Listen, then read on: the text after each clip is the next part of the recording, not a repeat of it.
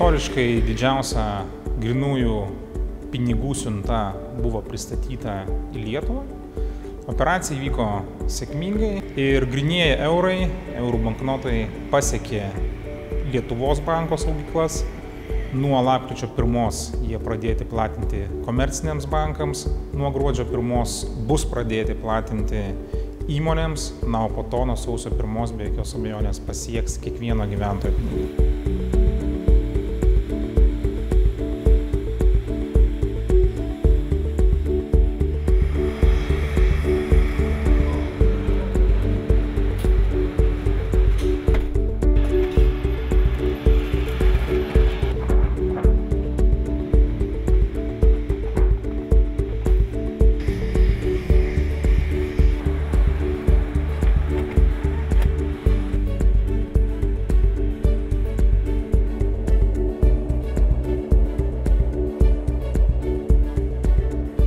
Policija pradėjo ruoštis nuo tada, kada tapo aišku, kad Lietuva tikrai įsives eurą. Nuo to laiko mes prasidėjom bendrą darbą su Lietuvos banku pasirengimo darbam ir tikrai esame pasiruošę. Ir šita operacija buvo tikrai ir istorinė, kadangi visgi tai yra matyti ekonomikai esminis momentas ir policija taip pat didžiulis iššūkis užtikrinti saugų eurų atvežimą į valstybę ir manau, kad policija su tuo iššūkiu susidorojo.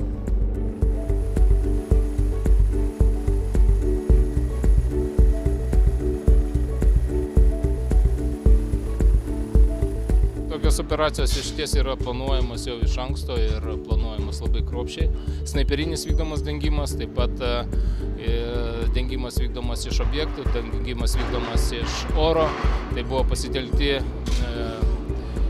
valstybės sienos apsaugos tarnybos sraigtasparniai tam.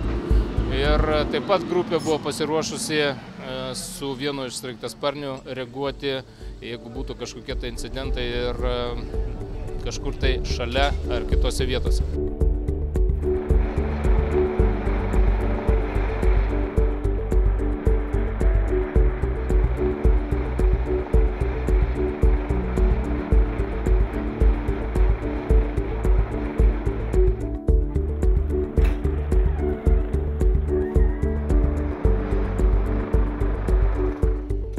Tas procesas, kuris dabar vyksta, jis yra daug automatizuotas labiau, fizinių jėgų žmonių reikia mažiau. Tuo metu tai viskas buvo per fizinę jėgą, per darbą maišų nešiojimas. Dabar viskas yra saugiai saugoma konteineriuose ir saugyklose, ir pervežimai vyksta saugus. Stipriai padeda ir policija apsaugoti pervežimus. Tai kad saugumo daugiau, efektyvumo daugiau.